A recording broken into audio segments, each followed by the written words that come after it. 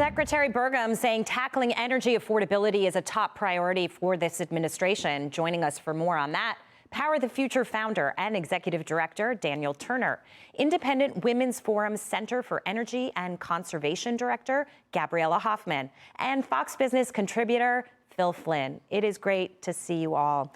I'm going to just go straight down the line and not play favorites here, but this is all about affordability and pricing. The administration, Daniel, has done a lot to push gas prices and electricity prices down, but there is this push-pull with blue states that don't want to see that happen. How can they make sure that their strategy, is applied across the board? Yeah, I think when you look at some of the executive orders the president's taken on emergencies, he declared an energy emergency on the first day, and I wish he would use that authority to have blue state Democrats accept his energy decisions. For example, pipelines coming from Pennsylvania across Massachusetts up to Maine. The secretary was just saying how in this last storm they were burning garbage and wood and oil because they can't get natural gas pipelines. I don't love a big, strong, powerful federal government, so it sounds like I'm contradicting myself, but I love energy and I love people's dignity. And if the president has to go into these states and say, we are going to deliver cheap energy for your people, I don't care about whether or not you have this green agenda,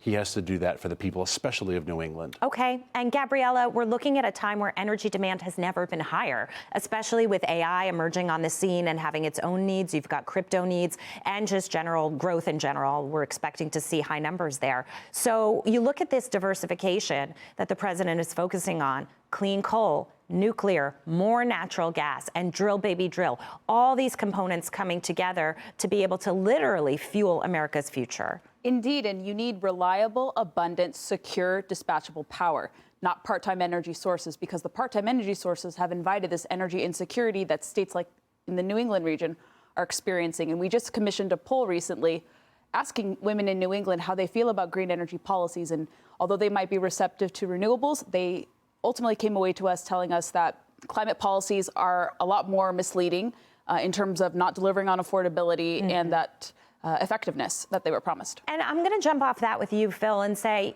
there are people out there that are reasonable. They look at alternatives and say, long term, they could be a strategy that gets worked in the fold here, but we're not ready for them right now. How do you control the messaging on that and explain to people that right now the president is doing what we need to do, but we're not letting go of the idea that they can be worked in if they become more reliable? Hey, I'm a markets guy. I would love that, right? But they don't make sense, and the market doesn't support that.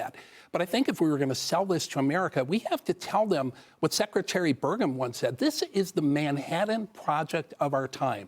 What's happening today has never happened before in the history of the global economy. For the first time ever, we can turn electricity into intelligence, right? And that is just an amazing thing, right? And it's going to power the future, because the people that power this technology, it's not just about affordability. That's a big part of it, but it's about controlling our destiny as a country and our children and our grandchildren. This is the most exciting time to be alive with this artificial intelligence. We've never seen anything like it.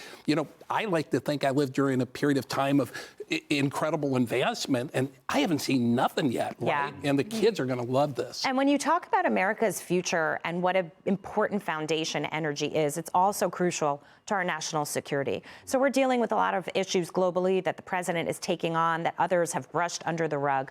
We're dealing with the situation in Venezuela and bringing their oil back online, but having some control over where it goes. Looking at Iran, tensions in the Middle East, not sure exactly how the president will execute on that.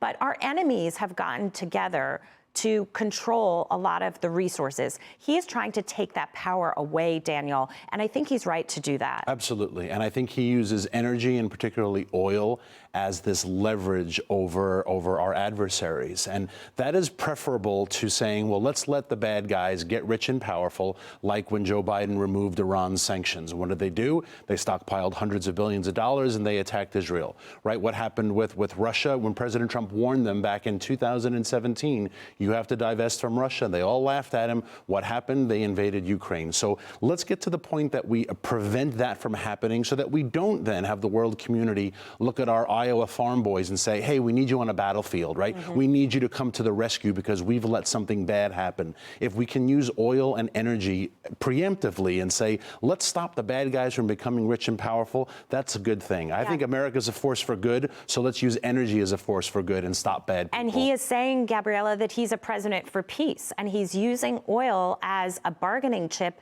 to a certain degree because he understands that these revenues can afford these countries the ability to disturb the peace globally. I'm really curious to see where this goes now that we've taken the power back because Joe Biden really handed it right to our adversaries. Net zero policies weakened us economically, national security-wise, and even environmentally. And to see the Trump administration instead pursue energy abundance, which rewards economic prosperity, which also factors in national security and even conservation efforts, because we want a clean environment. I hunt and fish, so of course I have that interest in mind as someone who works in energy policy. But now other countries have to similarly adopt the same posture that we have adopted here, because it'll make them much more prosperous. It'll make them less reliant on Russia and other adversaries for energy. I'm speaking more specifically to Europe, because the net zero craziness essentially is what made them dependent on Russia. Yeah. So it's a double-edged sword. Phil, final thought. Yeah, the green energy madness, thank goodness it's coming to an end. I think people are starting to get it. We lost so much valuable time, America, with this green energy scam. It's hurt everybody. It's cost you more money. You're worried about affordability. You can look at that. And I'll tell you this, Jackie screams this all the time, or maybe it was me, it was both of us. Common sense is coming back. And this is such an exciting time. And definitely, as Dan would say, it's time to power the future. And this is the most, probably in history, the most important time in energy ever. Forget the Industrial Revolution. That was nothing compared to what's coming. All right, we're going to leave it there. You all will be back with us a little later on. Thank you so much.